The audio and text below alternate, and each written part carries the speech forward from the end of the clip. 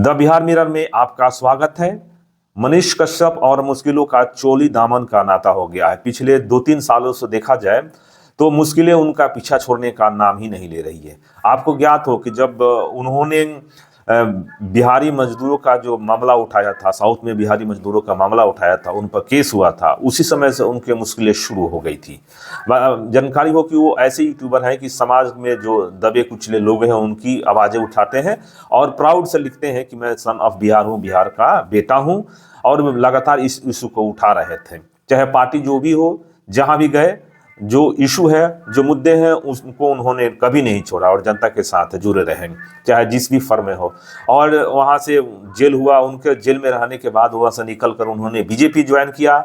उनको लगा था कि बीजेपी ज्वाइन करने के बाद जो है जनता को मैं ज़्यादा से ज़्यादा सपोर्ट कर पाऊंगा और उसके लिए मैं काम कर पाऊंगा बिहार के लिए। लेकिन उन्होंने पीएमसीएच में एक बच्ची के इलाज के लिए आवाज़ उठाई तो वहाँ भी उनसे डॉक्टरों से झड़प हो गई और इसको लेकर सुर्खियों में रहे।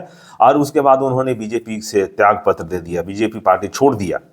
बीजेपी पार्टी छोड़कर जनता के संघर्ष में फिर से जुट गए। लेकिन इसी बीच जनसुराज के नेता प्रशांत किशोर ने देखा कि ऐसे लोगों को जनसुराज में जरूरत है, तो फिर उन्होंने जनसुराज ज्वाइन कराया और वहाँ से चनपटिया से उनको टिकट दिया और चनपटिया से चुनाव लड़े। लेकिन वो उनको 35,000 के आसपास वोट मिला, उसके बावजूद भी वहाँ से हार गए और उनकी फिर अभी भी मुश्किलें पीछा करते करते यहाँ तक पहुँच गई। वो अभी कुछ दिन हुआ था कि चुनाव हारे हुए, तभी खबर मिल गई कि उनको कमर में दर्द है और उससे बहुत परेशान है। इतना परेशान हुए कि वो अपने आप को जो हॉस्पिटल में भर्ती कराया, जहाँ पर डॉक्टर जावेद ने उनका इलाज की कर रहे हैं।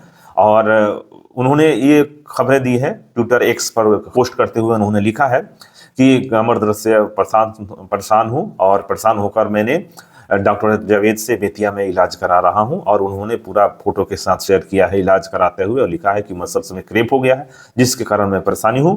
जैसे ही ठीक हो जाऊंगा फिर जनता के लिए आवाज़ उठाता रहूंगा। और वैसा ही उन्होंने किया, फिर से जनता की आवाज़ उठाने में लगे हुए हैं।